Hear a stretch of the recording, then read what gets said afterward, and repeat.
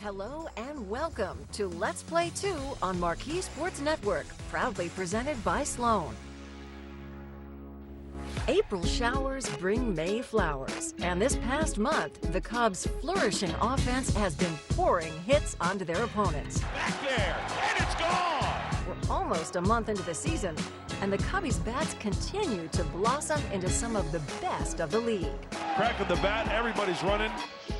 Last week's Cubs, both old and new, produced powerful results at the plate. Into the basket. While the Cubs' batters impressed, the pitchers totally tossed more than a few moments worth mentioning. Outside corner, ring 'em up. With a matchup against the Dodgers, a trifecta of games with the Padres, and a pair of contests versus the Marlins, this past week of Cubs baseball is definitely worth revisiting again. Let's Play 2, presented by Sloan, starts right now. So far in 2023, Cody Bellinger has been shining against his former team, the Los Angeles Dodgers.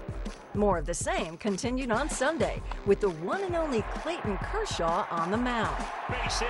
Here comes Nico around third. Outman's throw offline. Bellinger into second, and the Cubs have the lead. Cody Bellinger with an RBI single against his former mate. Great piece of hitting by Bellinger. After getting another hit and RBI against his old squad, Belly bounded his way home. Here's a line drive and a base hit left center, and this is going to score another run. Bellinger around third. Suzuki hesitated. It's 2-0. Later on in the game, Cody cashed in with a double. Muncy down the line will give way to, but the ball is dropped. The ball is dropped by the left fielder. Safe at second is Bellinger. LA couldn't dodge their former man. On Tuesday, with All-Star Juan Soto at bat and the speedy Fernando Tatis Jr. at first, Cubs fans were on alert early in the first inning. But so was Yan Gomes. Strike him out. Throw him out. And there's 2 away. He went upstairs. Soto chased, and Gomes cut down Tatis. It's the old strike him out, throw him out double play on this occasion. So Soto so disciplined that time, can't lay off the high heater, and easy pickings for Gomes to get Tatis at second base. 3 have tried against Yan so far this year, and he's got them all. There will be more from this game for you Yanniacs later in the countdown. The Cubs caught a bit of luck this season by having a few solid catchers behind the plate. We've already seen Yan Gomes' quick hands, so here's Tucker Barnhart's bat. Shading his eyes is Grisham. Does he see it? He doesn't see it. Here comes Madrigal, and he'll score. And the Cubs add on. It's 3-1. You know, I had an idea, but normally when a guy doesn't see it, they start to crumble a little bit. And he just kind of stood frozen. It goes as a sun-aided single. There is no symbol for that, by the way. I wrote in my scorebook, I wrote sun. Ian Happ stepped up to the plate on Thursday, looking to extend the lead. Well, he made it happen. On the ground, base hit right field. Horner around third. He's coming in to score. Swanson to third, and Ian Happ delivers. RBI single. It's 4-1. 3 consecutive singles here. Good solid work. Horner, Swanson, and now Happ. And he continues to do outstanding work, especially from the left side of the plate. The rest of the runs from this game? We'll leave that for later in the show. On Tuesday, with a 3-0 lead and the bases loaded, Nico Horner came to the plate, intent on widening the score. Fair ball down the left field line. Mancini will score. Here comes Gomes, and all the way from first base comes Velasquez. He'll score. It's a bases clearing triple, and a 6-0 Cubs lead. You talk about cleaning this one out. My goodness, that ball is in off the plate. Horner gets to it, and it's off to the races. Crack of the bat, everybody's running. The Cubs have broken it open here. With a score of 6-0, I'm sure you're wondering what happened during the rest of the game. We'll have more from Tuesday later on. Stay tuned. When we come back, we'll toe the rubber to tell you about some prime pitching performances of the past week. Guess what? The knuckle curve, strike 3. The Padres go down in order here on the top of the 5th.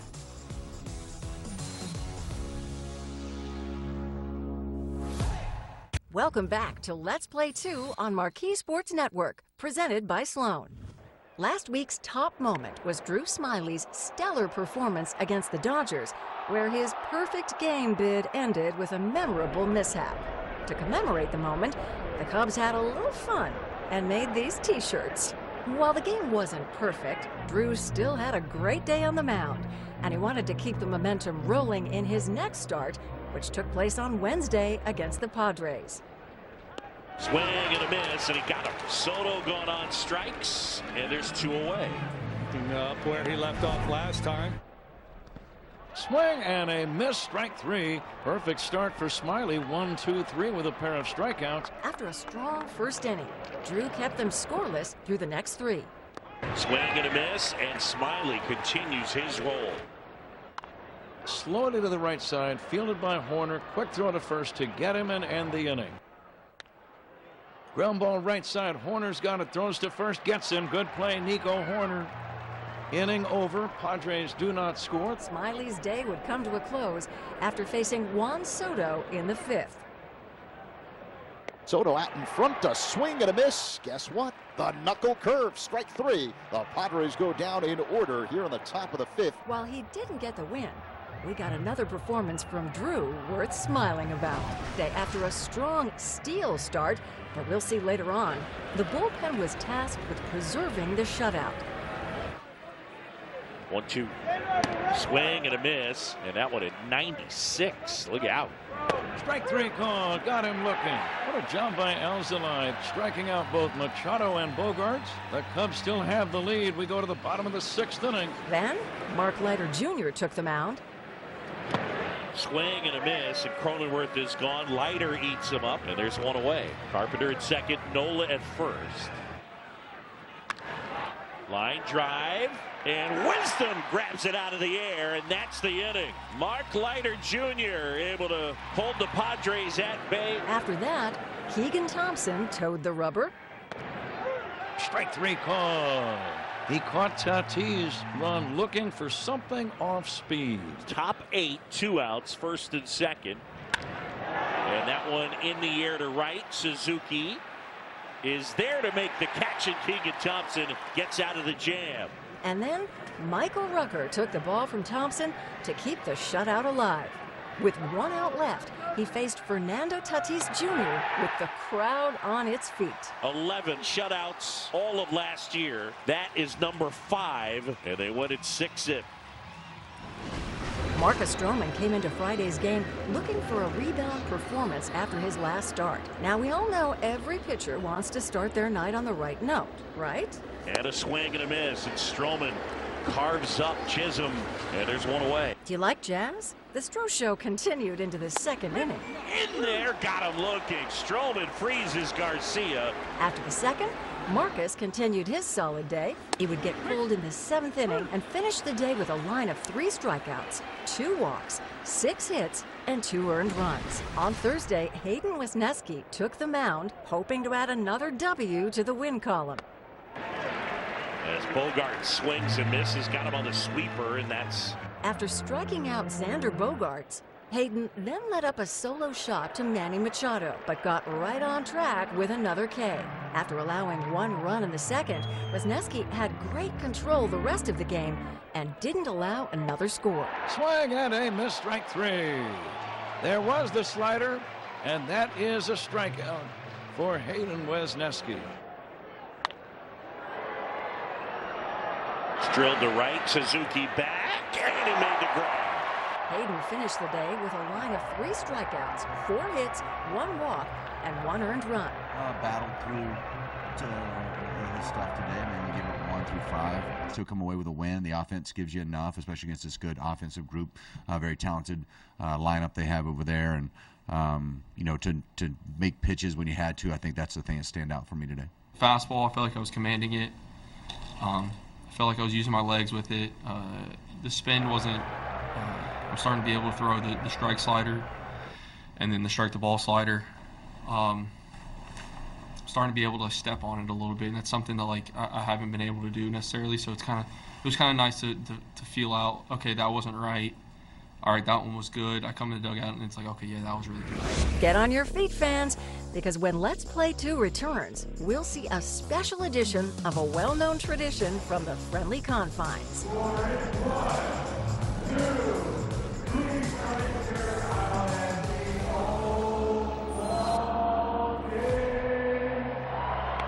Welcome back to Let's Play 2 on MARQ Sports Network, presented by Sloan.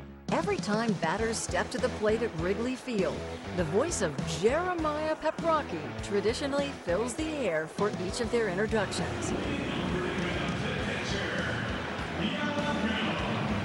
However, this introduction of the Cubs' beloved tradition is a bit of a change from Jeremiah's normal day at the office. Tonight's guest conductor for Take Me Out to the Ball Game, UIC alumnus and the voice of Wrigley Field, yours truly, Jeremiah Peprocki.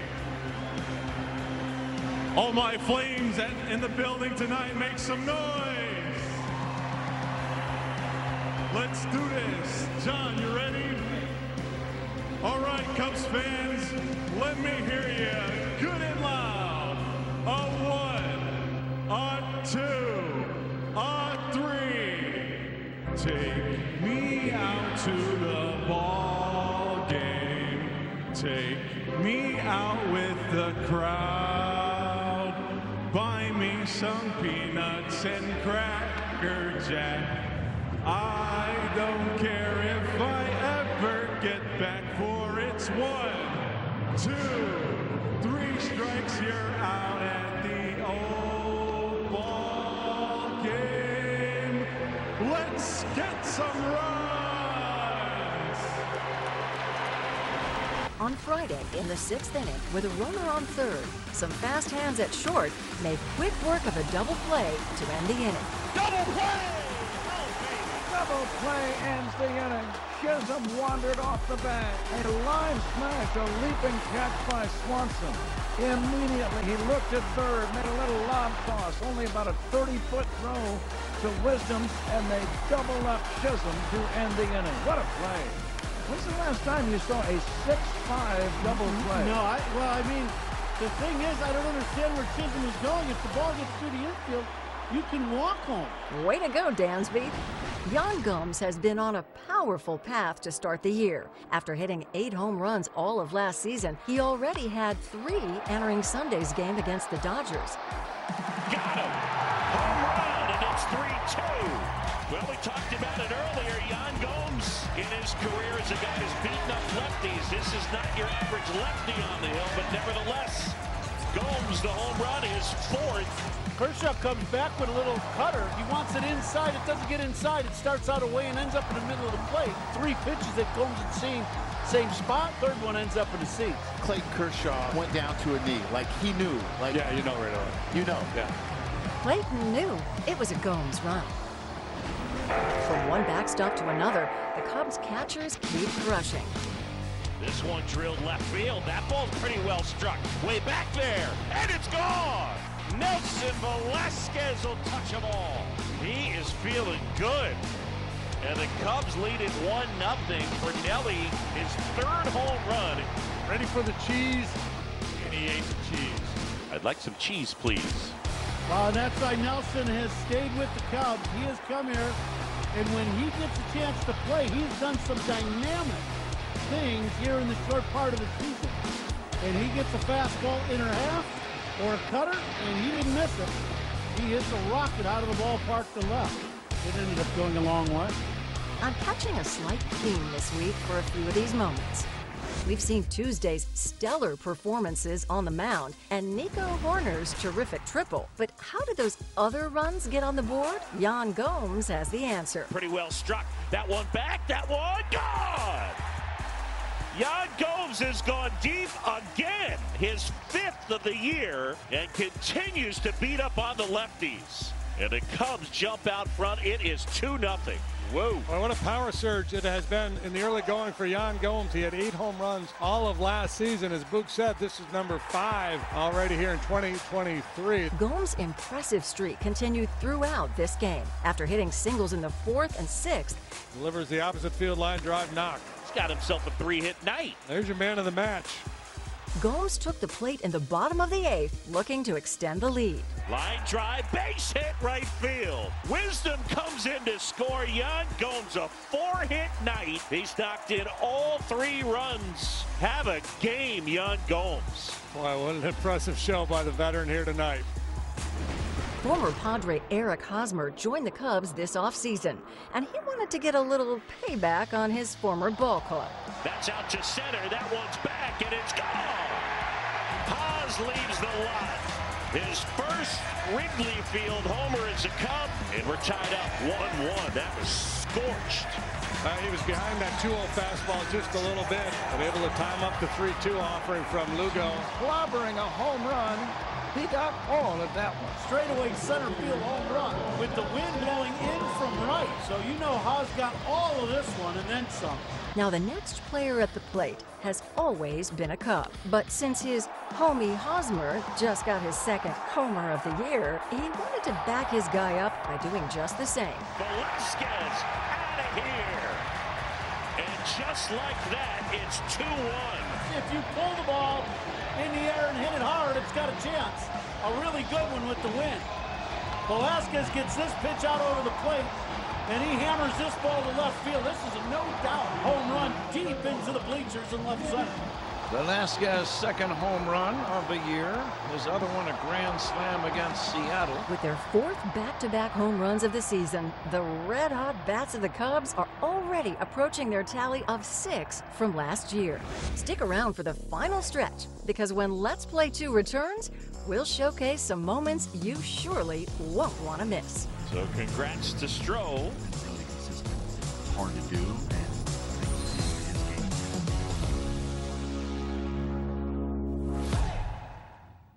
Welcome back to Let's Play 2 on MARQ Sports Network, presented by Sloan.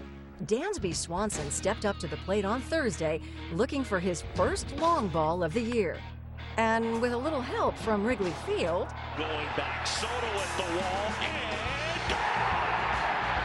Dansby Swanson, his first homer as a Cub. Just tucked it into the basket. 5-1. Welcome to Wrigley, Dansby. Yeah, whoop, there it is indeed. Puts the biscuit in the basket. And I can promise you one thing, that is a happy camper right down there. I saw you celebrate at the end of the dugout there. How would you describe just the feeling of getting that one off your back?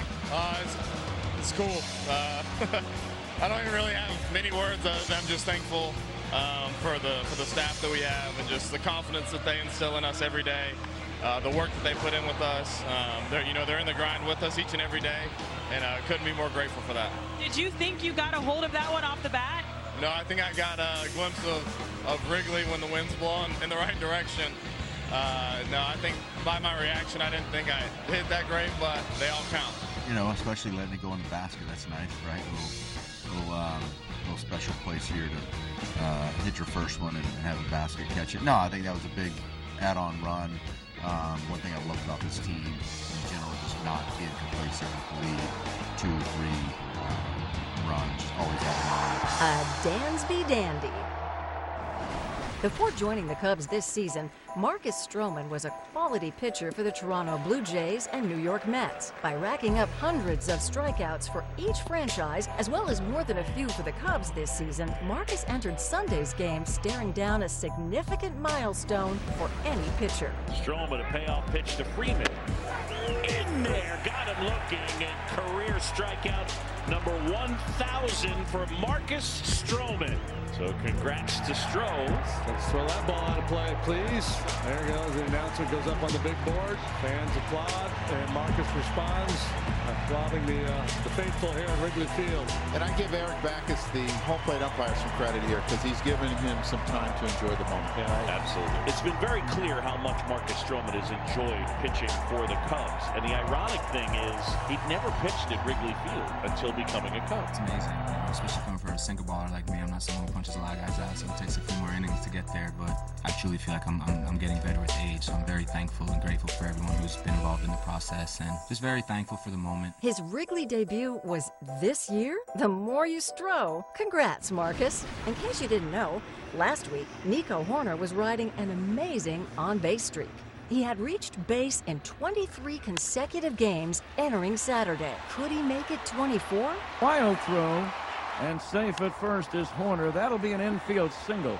Hampson, the shortstop, did a good job to get there, spun around. That's always a disorienting move for a shortstop, and he made a bad throw. Yeah, great job by the shortstop to go get that ball, right, Pat? But then really what you need to do is eat that ball. You know Horner runs extremely well. The Marlins actually catch a break. Justin Steele took the mound on Tuesday against the Padres, looking to continue his strong start to the season. With many tough bats in the Padres lineup, would the Steele factory keep producing? Steele gets him swinging. After 2 innings of shutout ball, he faced off against Juan Soto with 2 men on. Outside corner, ring him up. Justin Steele with a big strikeout. Soto with a word for Adam Beck, the plate umpire. Then Manny Machado came to the plate and popped up to end the inning. And Justin Steele able to get out of the inning. With 4 shutout innings in the bag, Steele continued cruising for the Cubs in the 5th. Strike 3. Carpenter is retired. The 4th strikeout of the evening for Steele. Swing and a miss. Strike 3. Grisham is retired. 2 away. That's 5 strikeouts tonight. Here's the 3-2. Tatis chops one to third. It's fielded by Wisdom. Long toss across in time to get a hustling Tatis for out number 3. 5 shutout innings as Justin Steele navigates a tough lineup. Steele ended his day with 5 strikeouts, 3 hits, 2 walks, and 0 earned runs. He's had 12 straight starts with 2 runs or fewer, the longest streak ever by a Cubs lefty. What he's been doing for a long time is just being consistent to his zones and his pitches and not getting off that till hitters adjust. He's been really consistent. It's hard to do, and I think he's just sticking to his game plan of what he does well. By now, you're probably wise to the fact that Pat Wisdom had a powerful April at the plate. Entering Saturday, he had 9 home runs in the month. Next one in the air, deep left center. It's got a chance. Gone. Get out the tape measure for Patrick Wisdom. Way over the left center field fence. 10th of the year. That's one of the longest ones he has hit. Big Bat Pat did it again. Someone's been hitting the weight room. Thanks for watching Let's Play 2 on MARQ Sports Network, presented by Sloan. See you next week.